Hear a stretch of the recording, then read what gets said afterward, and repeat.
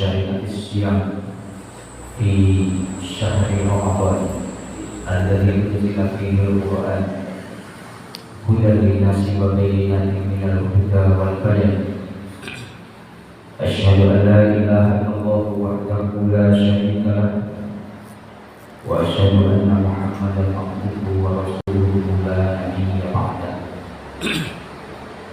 Ma'asyar muslimin, Bapak Ibu jamaah salat subuh yang dirahmati Allah.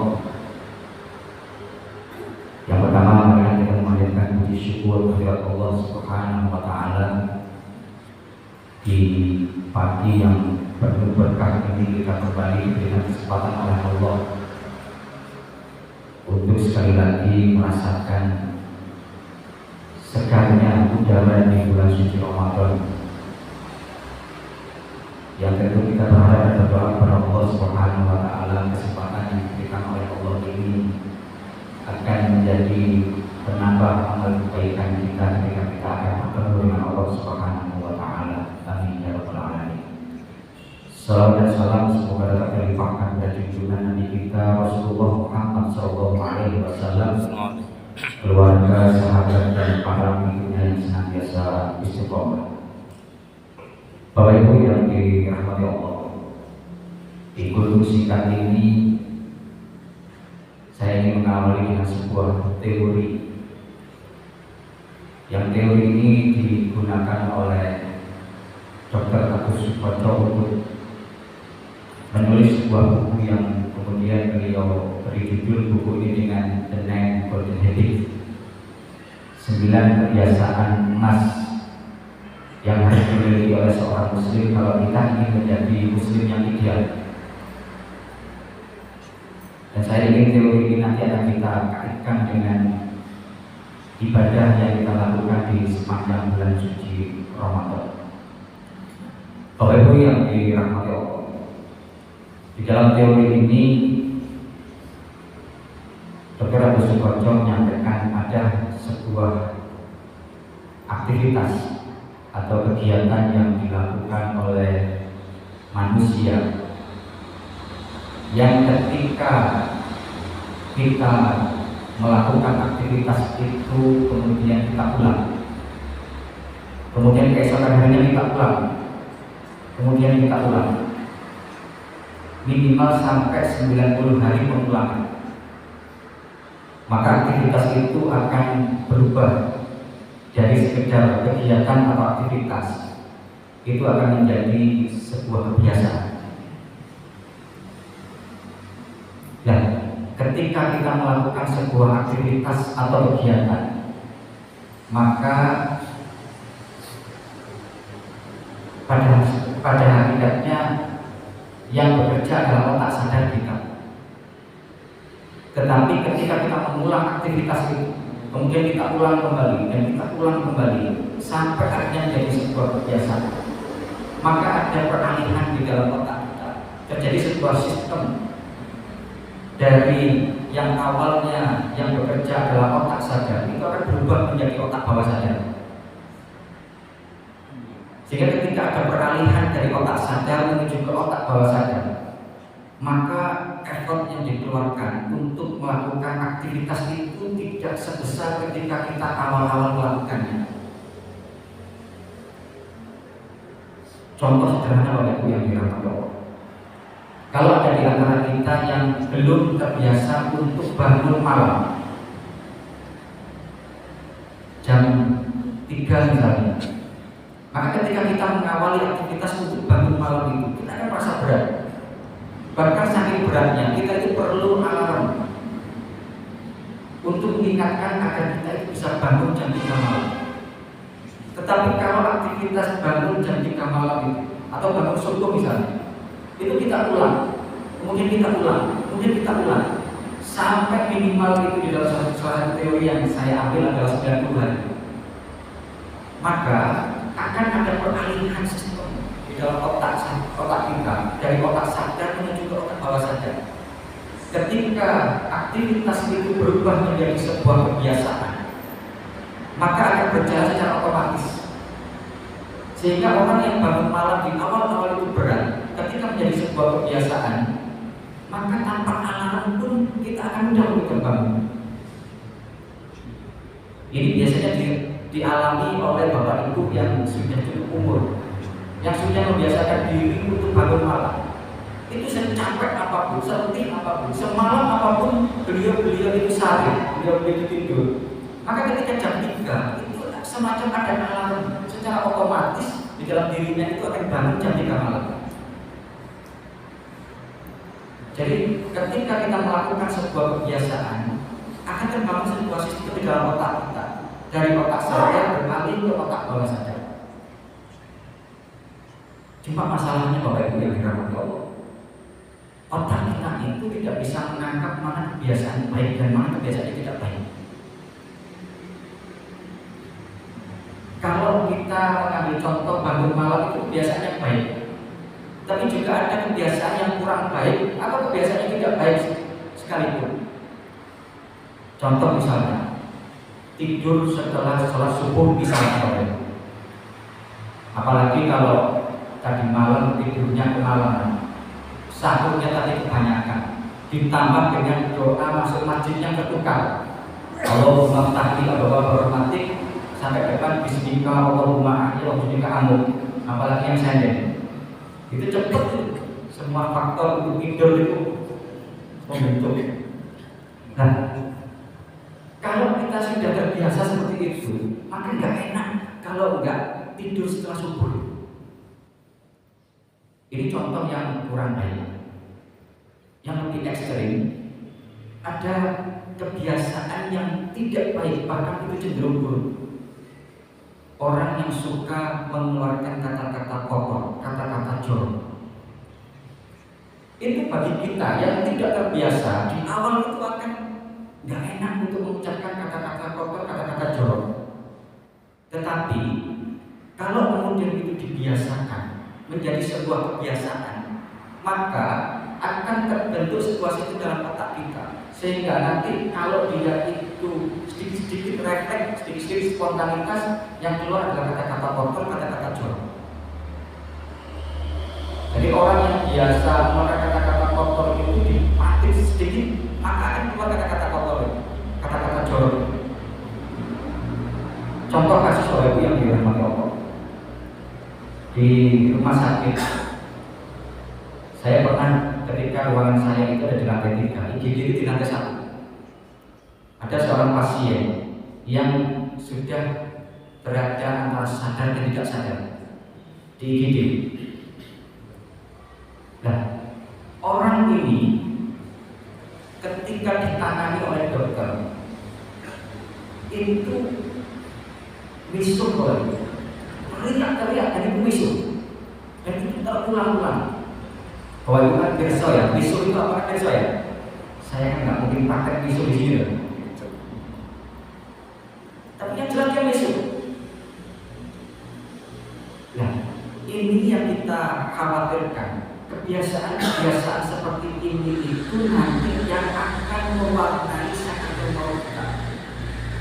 Jadi kebiasaan kita hari ini ketika kita sehat seperti ini, itu sangat berpotensi untuk mewarnai sakaratul maut kita ketika kita akan bertemu dengan Allah Subhanahu wa taala. Oleh karena itu dalam bahasa Arab, kenapa sakaratul maut disebut dengan sakar, yang artinya mabuk, al-maut kematian. Karena orang yang mabuk kematian itu seperti orang yang mabuk khamr itu. Dia akan nyerocos, dia akan ngomong dalam itu, dan yang dikeluarkan adalah isi hatinya. Orang yang sakaratul maut seperti itu, yang keluar adalah asli orang ini. Sehingga di dalam proses sakaratul maut itu tidak ada orang yang bisa pencitraan pura-pura baik. Apalagi sampai ke gorong-gorong itu menjelang pemilu. Jadi di sakaratul maut itu asli seseorang akan keluar. Kalau orang itu suka mesum, maka yang keluar dia mesuhan, itu ditalkin model apapun. Saya yakin di rumah sakit yang lain juga akan kayak seperti itu, tergantung kebiasaan orang itu.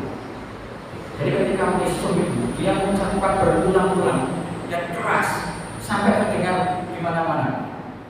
Dan itu kalau ucapkan Bapak Ibu, fasih, saking fasihnya itu kelihatan kalau makhluk hurufnya itu pas kalau mesum. Nah, yang kita khawatirkan kalau kebiasaan-kebiasaan tidak baik itu nanti yang akan mewarnai Contoh lain baru yang dirahmati Allah.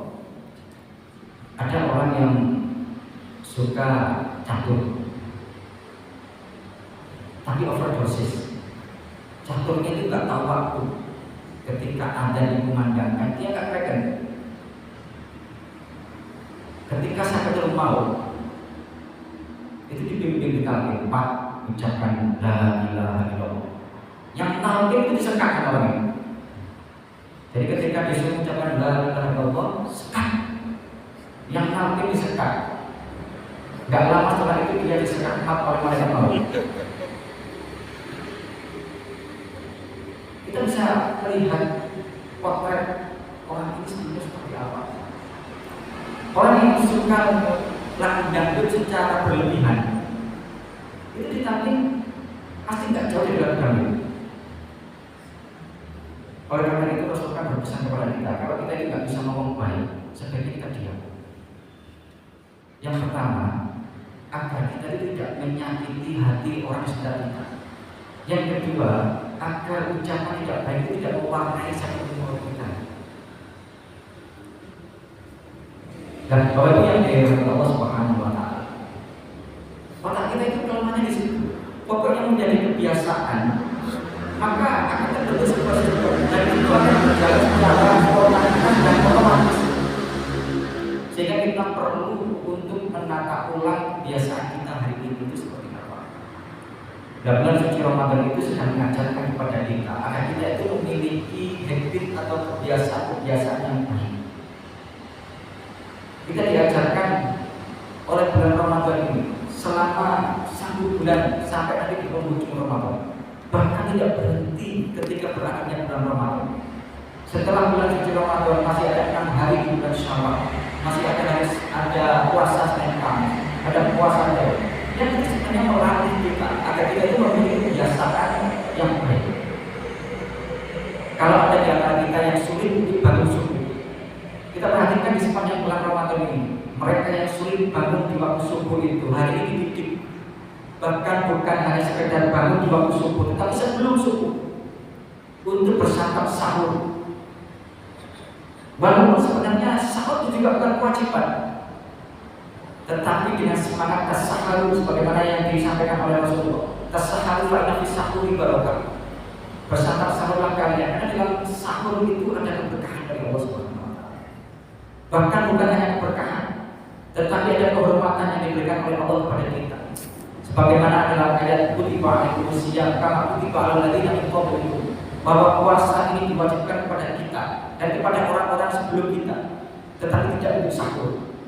Sahur itu diberikan oleh Allah khusus untuk umatnya Muhammad SAW. Sehingga ada keberkahan sekaligus ada kehormatan ketika kita bersantap sahur, dan itu dibiasakan oleh Allah di bulan Ramadan. Sehingga nanti setelah selesainya bulan Ramadan itu kita memiliki kebiasaan mempersiapkan diri sebelum sholat subuh. Begitu pula dengan sholat berjamaah. Kita perhatikan subuh, zuhur, asar, maghrib, terlebih lagi di waktu isya dan tarawih. Agar kita memiliki kebiasaan untuk sholat berjamaah di masjid.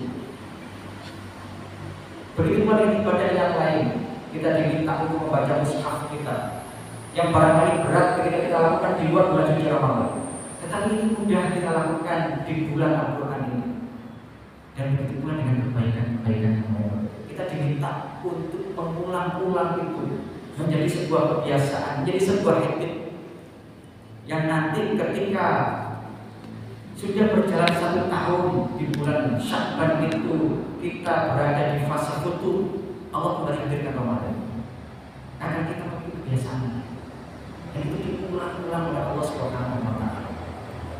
Masa muslimin rahimahullah, kalau kita melihat potret para sahabat